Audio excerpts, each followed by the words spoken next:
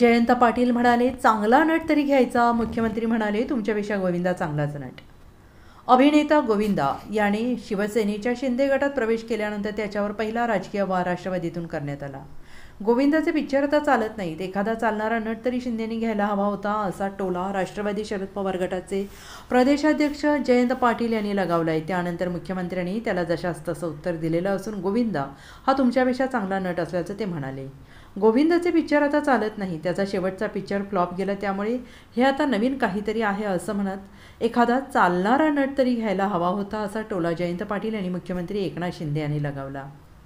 जयंत पाटलांना प्रत्युत्तर देताना मुख्यमंत्री एकनाथ शिंदे म्हणाले की गोविंदा हा जयंत पाटलांपेक्षा चांगला नट आहे ना, मग अजून काय पाहिजे.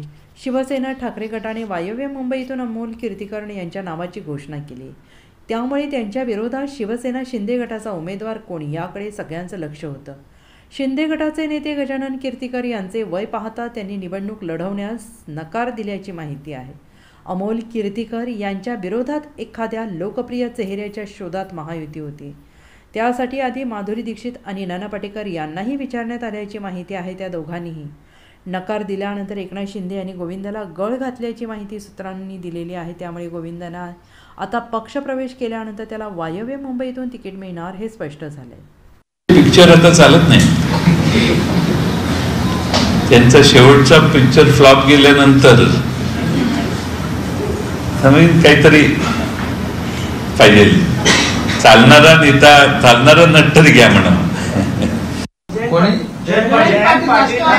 त्यांच्यापेक्षा चांगला कलाकार आहे ना.